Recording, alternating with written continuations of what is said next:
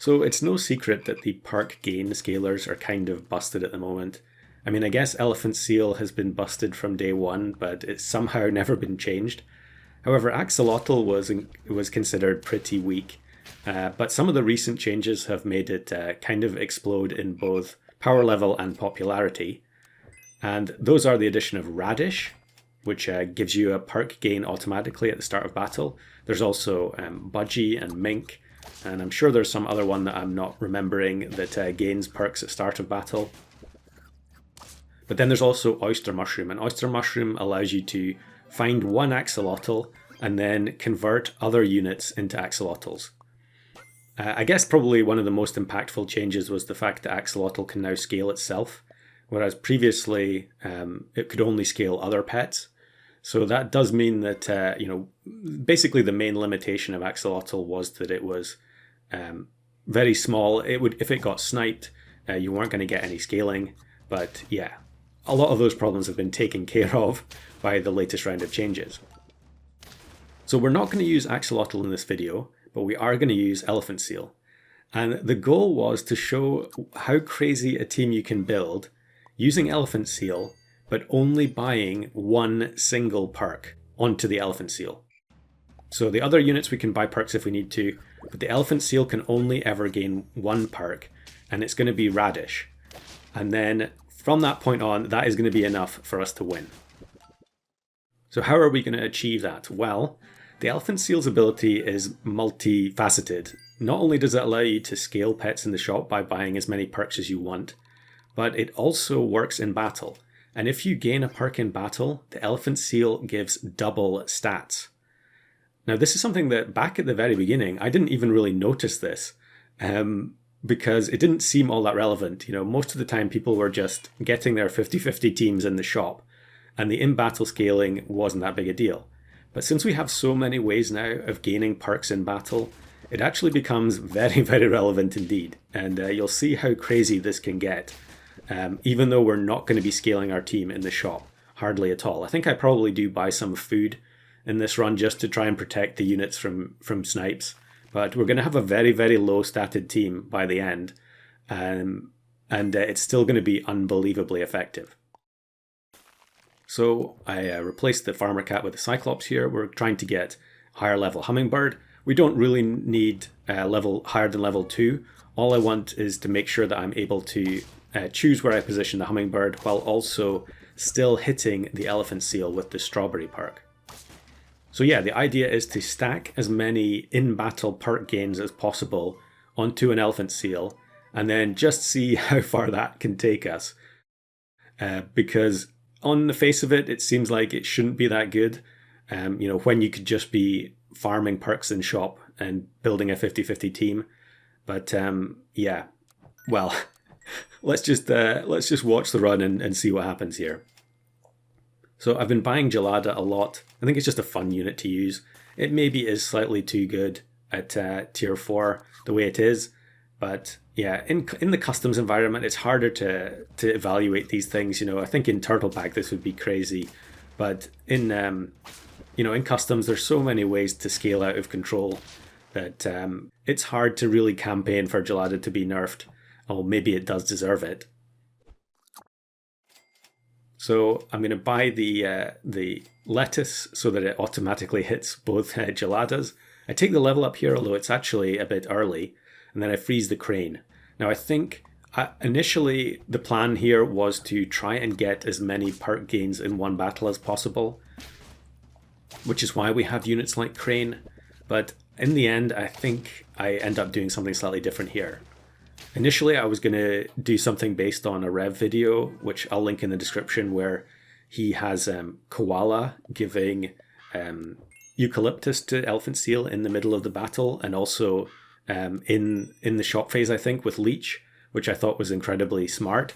Kind of unusual for a Rev video, but yeah, I wanted to use that. I also wanted to have Crane so that the Eleseal was just constantly giving extra stats in battle, but as you'll see, it's completely unnecessary and actually much harder to set up than what we're going to do here.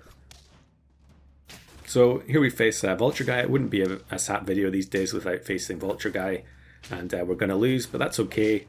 We don't mind bleeding a few hearts in order to get everything set up. So we're going to go for level 2 Tiger. Now, very rare for me to take Tiger, but it actually is a big help in this particular example. And I'm just going to feed the Tiger a bit to make sure that it's a little bit snipe proof. Tiger actually does work on Gelada, by the way. Unfortunately, there we lost the radish, but then the hummingbird activates the Gelada anyway, so we end up winning. And yeah, we're just now on turn 11, so now we can try and find the elephant seal. I do want the stats to be swapped onto the elephant seal from the Sphinx, but I think I'm actually just going to have to sell the frog now. Maybe I shouldn't have sold the Gelada here. Yeah, probably better to just sell the Sphinx and then activate the Gelada permanently. But yeah, honestly, it's actually not going to matter at all. And now you can see why we can't use Crane, because we need the Tiger to activate behind the elephant seal. So any pet, when it has an in-battle ability, even if it's mostly seen as a shop scaling pet, is going to work in battle with Tiger. And so Tiger is going to repeat the elephant seal's ability anytime it gains a perk.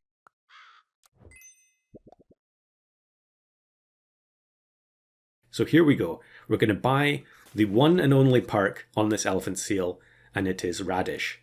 It wasn't too long ago when Tier 2 Gingerbread was the craziest, most broken perk in the game, and funnily enough, we now have another Tier 2 perk that is off the charts busted, and it is Radish.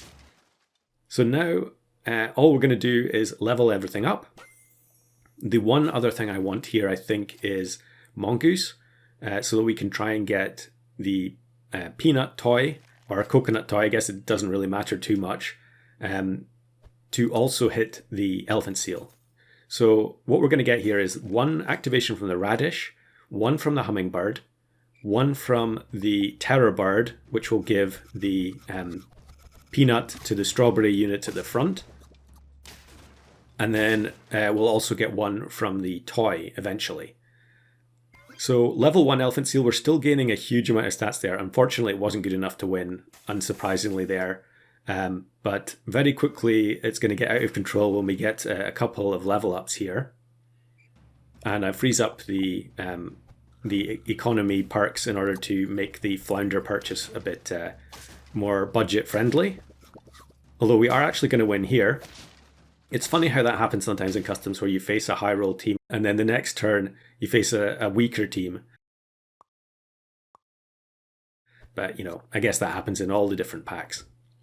So now we get level 2 elephant seal, and each perk activation is going to give an additional 2/2 because it's doubled. Although I guess actually now that it's level 2, it's going to be 4/4. So we're still looking for our last piece of the puzzle, but this is going to be crazy as it is without the mongoose. So we're only gaining 4 perks on the elephant seal, and look at the stats. The one at the back was base stat line from the shop, and it becomes a 30 something, 38, or just an absolutely ridiculous stat line. Now I did want to have level 3 elephant seal and level 3 tiger, but you do find you start winning just too quickly with this, and so it's hard to get all the levels before the game is over. So I think what I'm going to do here is roll down looking for mongoose. We actually do get the mongoose on the last roll, even though I have 2 slots frozen. And then I'm keeping the flying squirrel in case we lose, because then we can just replace mongoose with flying squirrel and not have to buy anything else. But look at this team here. It's a massive behemoth squad. They have the Wolverine behind Behemoth, which is a bit unusual. Behemoth does manage to trade with a couple of the massive units, but their backline is very weak, and so we end up taking the victory. Now, obviously, the disadvantage with this is that your units are going to have different perks. They're not all going to have melon, even though they're massive. But I could easily have put melon on the back units, the terror bird and the mongoose there, and it would have been an even more comfortable win. But here's another run. I only played this a couple of times because it felt so wrong. It was so easy to win once you got this set up. And look at this. We're playing against an ostrich hamster team, which is one of the meta builds that you see everywhere. And yeah, we absolutely destroy them with a team where basically we only have one big unit to start with, being the Elephant Seal with a stat swap. Everything else is very, very weak indeed. But as long as they don't have any snipes, we're going to be basically creating 4 50-50s at start of battle. So look at this, yeah.